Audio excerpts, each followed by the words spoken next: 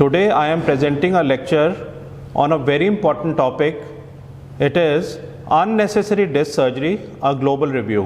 Where the back fails. Unnecessary spine surgery, defined as for pain alone, without neurological deficits or significant radiographic abnormalities. In the field of spine surgery, there is persistent controversy about the indications for certain types of elective surgery, whether or not a fusion is required in addition to a decompression procedure, and when surgical implants are necessary. Assessing the need for surgery in the first place or the choice of a procedure becomes prominently important in quality assurance. Is there evidence of excessive spine surgery? We have no gold standard for determining the need for what are usually elective procedures involving major components of physician judgment and patient preference. Patients may not fully understand the options available to them, including the choice of non-surgical care. Randomized trials suggest that for the example of patients with sciatica, surgical and non-surgical care may have similar long-term outcomes, though with a short-term advantage for surgery. Several lines of evidence suggest that, at least in some countries and regions, spine surgery may be performed more often than necessary. These are the international comparisons of different countries. Ratio of back surgery in selected countries to back surgery rate in the US. International comparisons. US rate is roughly twice that in New Zealand, Australia, Canada, Norway and Finland. Spine surgery rates in United Kingdom are about 1/5 of the US rate. Epidemiological studies suggest that rates of back pain are similar among geographic areas. Differences in healthcare organization and financing, surgical queues, patient expectations, surgical training, and professional uncertainty may explain some of these variations, but biological explanations seem unlikely. Although it may be that every other nation is underperforming spine surgery and that the US rate is optimal, it seems equally likely that lower rates may be optimal and the US and the other high rate countries may be performing excessive surgery. Even within countries, there are typically wide geographic variations in rates of spine surgery. For example, one US study of the Medicare population showed 8-fold regional variation in rates of spinal decompression and 20-fold variation in rates of spinal fusion. Trends in surgery rates. There is little reason to believe that anatomic abnormalities of the spine are becoming more common, and yet surgery rates, at least in the US, are steadily increasing. This is not simply due to aging of the population, because most studies report age-adjusted rates. 220% increase in spinal fusion surgery in particular between 1990 and 2000. Other studies demonstrated that during the last 5 years of the 1990s, spine surgery rates in the Medicare population increased 40%, spine fusion rates increased 70%, and instrumented spinal fusions increased 100%. A review of published literature similarly demonstrated a substantial increase in the use of fusion surgery and instrumentation from the 1980s to the 1990s, but with little change in reported solid fusion rates or in clinical outcomes. Surgical outcomes. In a prospective cohort study that involved most of the spine surgeons in the state, pre-operative data were collected and post-operative follow-up was obtained over 2 to 4 years. By each of the outcomes measured, Roland disability score, satisfaction with surgical outcome, and rates of disability compensation, the best results occurred in areas with the lowest surgery rates, and the worst outcomes occurred in areas with the highest surgical rates. The region with intermediate surgical rates had intermediate outcomes on each measure. Now, these are the lumbar surgical outcomes in 3 regions of Maine according to surgical rates in each area. In the US, several prominent surgeons have voiced the opinion that excessive spinal fusion surgery is being performed. One neurosurgeon estimated that fewer than half of fusions are appropriate, and an orthopedic surgeon was described as being worried by what he views as a proliferation of spinal fusions. Reports suggest that there is substantial expert opinion that too much spine fusion surgery is done in the US. Preferences of well-informed patients. Formal decision aids have been developed for patients considering back surgery.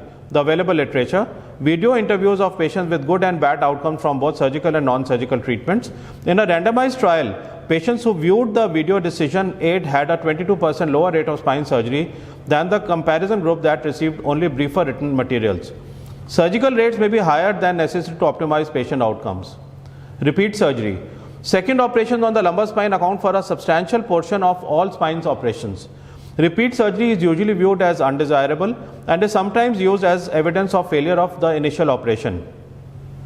Most repeat operations are a result of new or recurrent pain, device failures, or complications following an initial operation.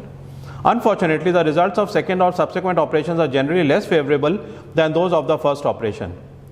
One study found that the success rate after a second lumbar surgical procedure was only 53%, after a third operation it was 35%, and after a fourth or fifth operation it was even lower. After a fourth or fifth operation, patients were more likely to report being worse than being improved. Studies in Washington state report that most repeat operations after fusion surgery are for problems with internal fixation devices or for pseudoarthrosis. This suggests that only a minority are for new disease at other spine levels. Furthermore, these studies found that despite greater use of fusion surgery and surgical implants, the rate of repeat surgery was greater in the late 1990s than in the early 1990s. The reasons for possibly excessive spine surgery: excessive use of spine imaging, unrealistic patient expectations, a desire to validate disability claims, wishful thinking on the part of both doctors and patients, financial incentives for hospitals, surgeons, and device manufacturers may play a role. Whatever the reason may be, improved surveillance of surgical indications and the choice of surgical procedures could have an important impact in reducing rates of surgical complications. The choice of surgical procedure. The choice of surgical procedure may be an important target for quality improvement. Certain types of spine surgery are associated with greater rates of complication than others. Unlike decompression alone, spine fusion requires decortication of bone and often the placement of implants. It requires more extensive dissection and longer operative time than decompression. Thus, it is not surprising that fusion surgery is associated with higher complication rates than decompression alone. Any operation including a fusion is associated with higher rates of overall complications, blood transfusion, and post-operative mortality than decompression alone, even adjusting for patient's age and comorbidity. Furthermore, rates of reoperation following spine fusion surgery may be greater than rates of reoperation following decompression alone.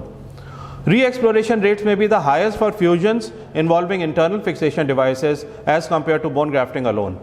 Complication rates are also greater when more levels are operated.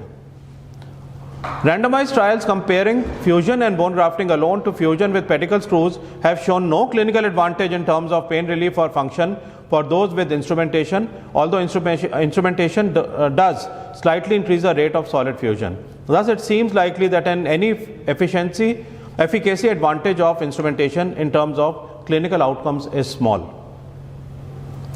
Randomized trials show that patients with instrumentations have a substantially higher likelihood of repeat surgery, higher rates of nerve injury, greater blood loss, longer operative time, and a higher rate of overall complications.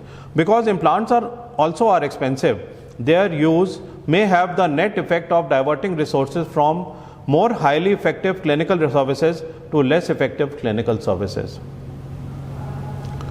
Second opinion. In 2011, Epstein and Hood documented that 17.2% of 274 patients with cervical lumbar complaints seen in first or second opinion over 1 year were told they needed unnecessary spine surgery.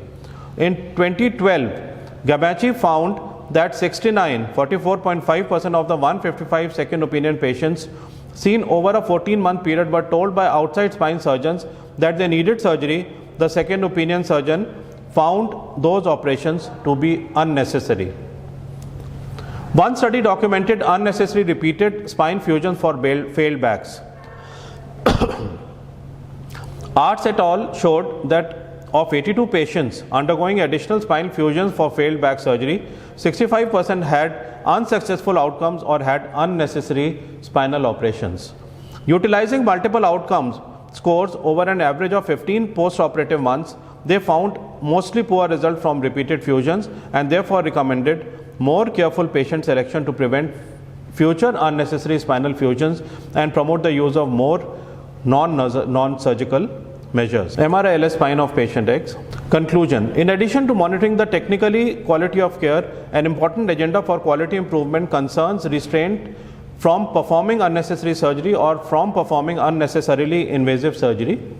The evidence-based judicious use of these treatments and patient selection remain far from optimal. Though exceptional rigor will be necessary, spine registries may be one strategy for improving patient selection and the choice of procedures, and for identifying situations where restraint is the best clinical policy. Thank you.